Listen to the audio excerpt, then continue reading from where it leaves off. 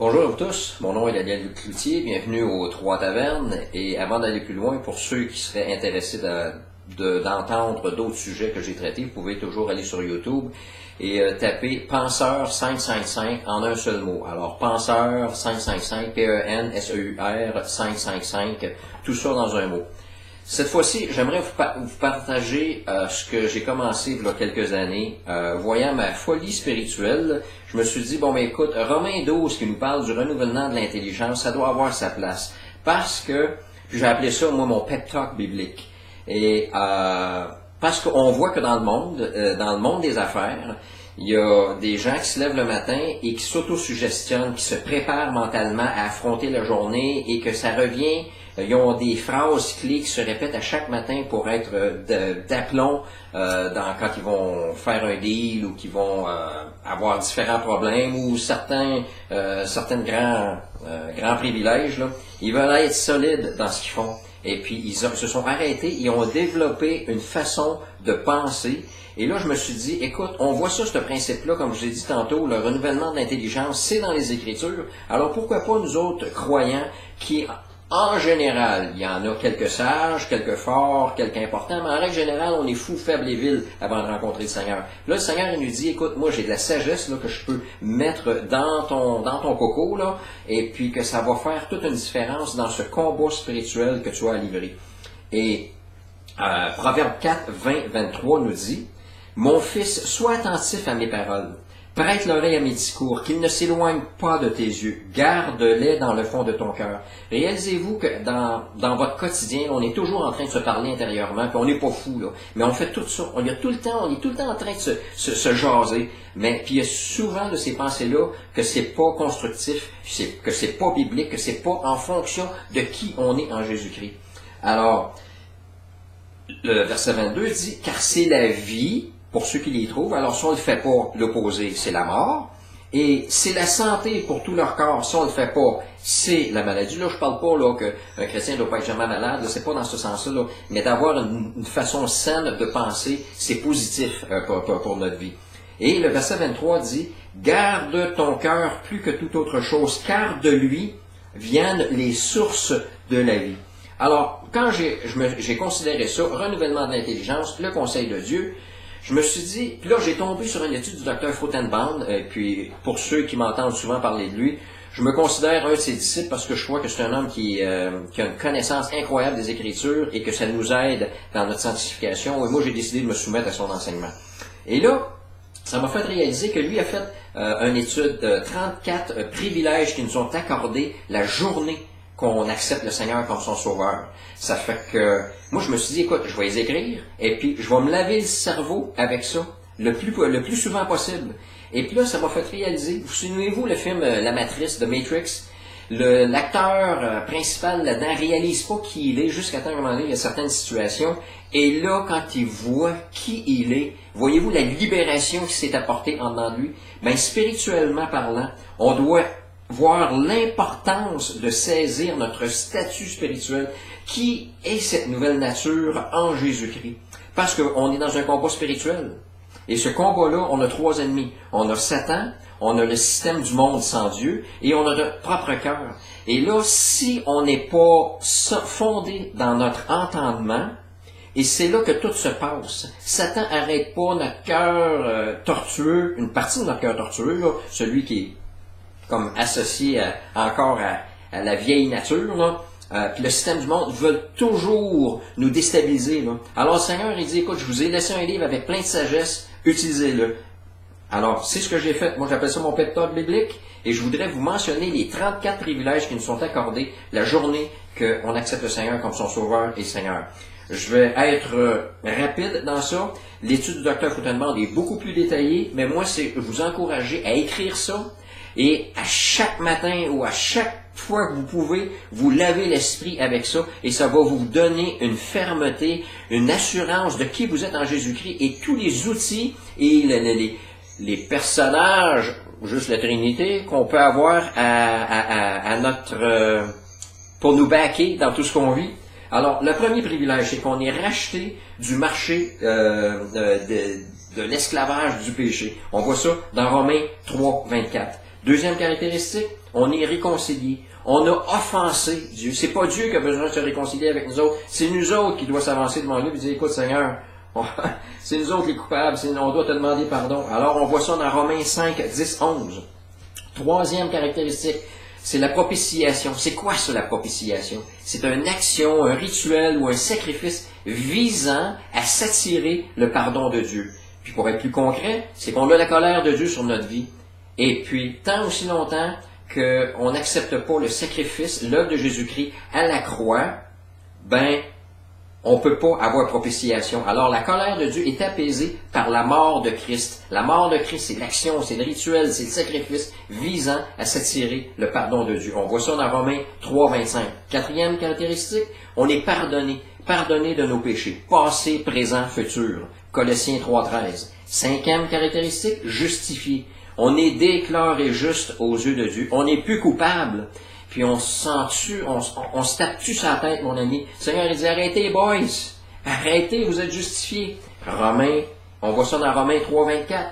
Par la foi, la justice de Christ est imputée aux pécheurs. Sixième caractéristique ou privilège, on est glorifié. La gloire de Christ nous est imputée. Pas rien de moins que ça. La gloire de Christ, on voit ça dans Romains 8, 30. Septième, on est délivré de la puissance des ténèbres. On a autorité. On est délivré de la place, de la puissance des ténèbres. On voit ça dans Actes 26, 18. 8, on est circoncis de cœur, qui consiste dans le dépouillement du corps de la chair. Puis ça dit dans Colossiens 2, 11, et c'est en lui que vous avez été circoncis d'une circoncision que la main n'a pas faite, mais de la circoncision de Christ, qui consiste dans le dépouillement du corps de la chair. On a été ensevelis et ressuscités avec Jésus-Christ, et ce corps de mort-là, on peut être libre, c'est incroyable. La neuvième caractéristique, on est accepté de Dieu.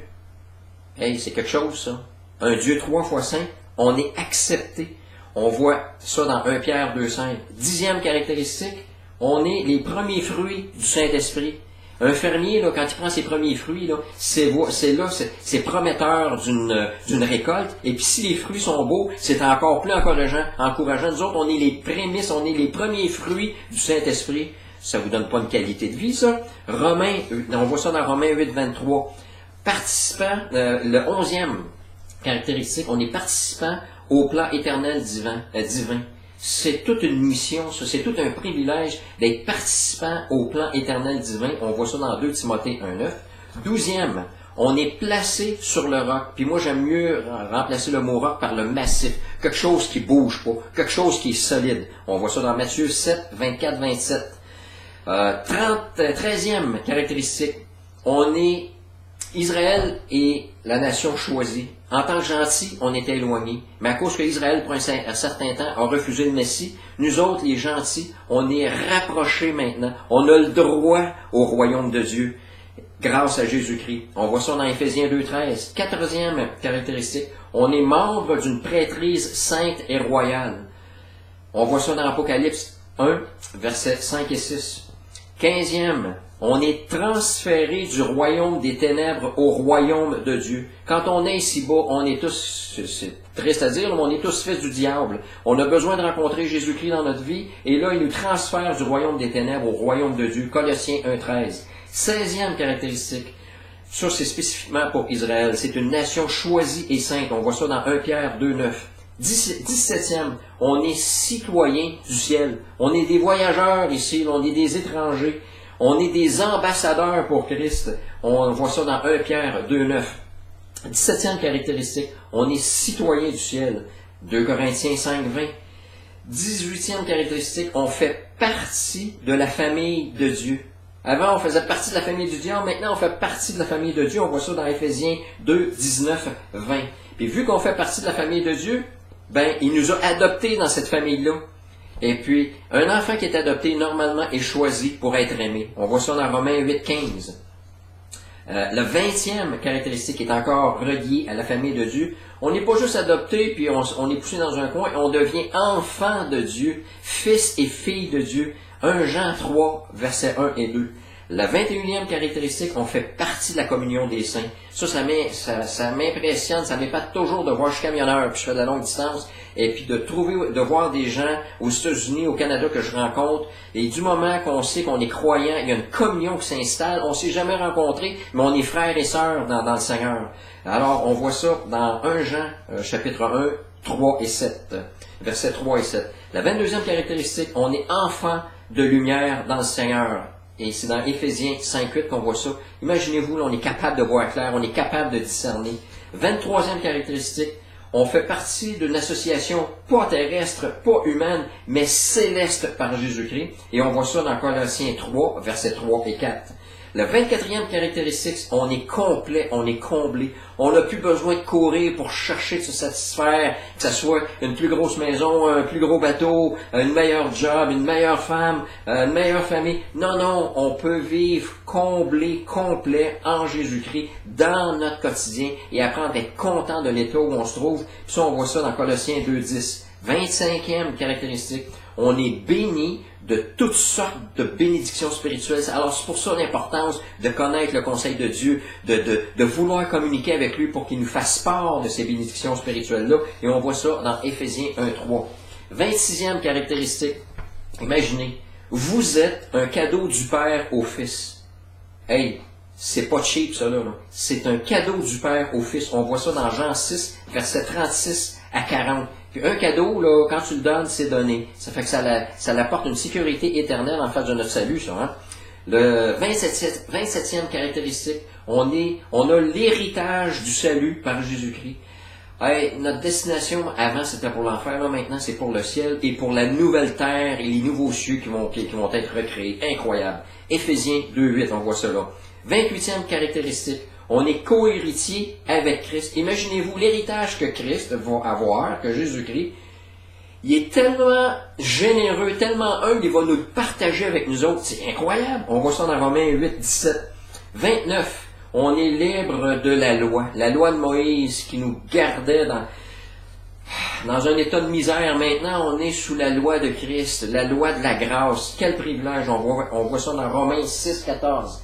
30e privilège, le jugement du vieil homme. Le jugement du vieil homme c'est qui on était avant de connaître Jésus-Christ. Là maintenant, on a un nouvel homme, un homme spirituel. Ce jugement du vieil homme-là, on le voit dans Galates 2.20.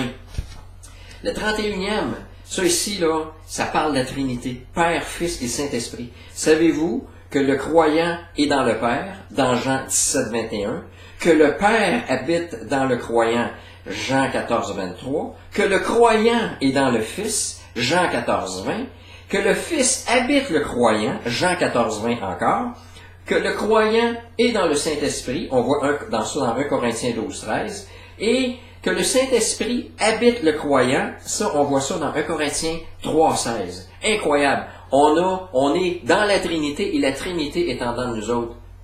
Ça vous donne-tu un petit sentiment de puissance et de pouvoir? Gloire à Jésus-Christ. Le 32e, c'est on a accès au Père. Imaginez-vous qu'on vous donne accès aux personnages les plus importants sur la planète. C'est quelque chose d'impressionnant. Là, on a accès auprès du Père qui est 3 fois 5. On voit ça dans Éphésiens 2, 18. Et le 33e, ça j'aime ça. C'est on fait l'objet des soins particuliers du Seigneur. C'est pareil comme si tu es un joueur de hockey professionnel. Le Canadien de Montréal t'appelle et dit, écoute, on te veut dans notre équipe. Quel privilège! Ils disent, en fin de compte, là, on te prend sous notre aile et on va te former. Là, c'est la Trinité qui nous prend sous son aile et dit, je vais te faire marcher de gloire en gloire. Je vais être avec toi dans ta sanctification et le but, on va l'atteindre. Il va y avoir des manquements, mais je suis là pour te relever. On atteint le but, on va ressembler à Jésus-Christ. Et le 34e privilège, c'est, et non le moindre, on fait partie d'une compagnie top-notch, là, à haut niveau. C'est pareil comme si Microsoft vous appelait pour travailler pour eux autres, que ce soit de travailler à la Place des Arts, que ce soit de travailler pour la meilleure équipe de football, travailler pour la NASA. Là, on est ouvrier avec Dieu. Merci beaucoup. On est ouvrier avec Dieu. Ça fait du bien de renouveler l'esprit avec ça.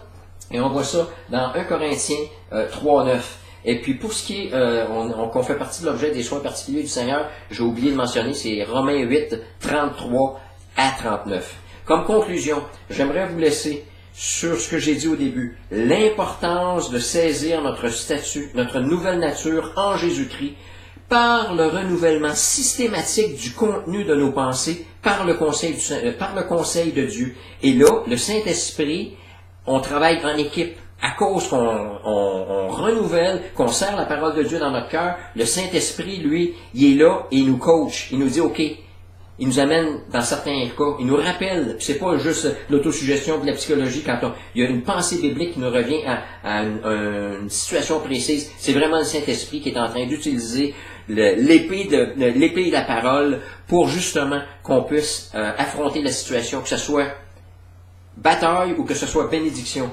Mais pour revenir à la bataille, on est dans une guerre spirituelle. Et je peux vous garantir, en tout cas moi j'y crois, que à cause que tu renouvelles ton intelligence comme ça, tu deviens un combattant spirituel redoutable pour le monde des ténèbres, pour le système mondial et contre ton propre cœur. Alors réalisez que ces 34 privilèges-là, c'est un statut véritable. C'est pas une belle pensée féerique, c'est pas comme ils disent en anglais du wishful thinking, c'est pas ça du tout, c'est une réalité. C'est pas juste une vision qu'on pense qu'on va s'influencer tellement psychologiquement qu'on va réussir. Non, non, non, c'est un statut véritable. Alors, le matin, tu peux te dire et te lever et te dire, je suis un fils, une fille de Dieu par Jésus-Christ et avec tout ce qui s'y rattache. Merci beaucoup et ceux qui sont intéressés, vous pouvez toujours aller sur YouTube, Penseur 555 et à la prochaine. Merci. Que Dieu vous garde.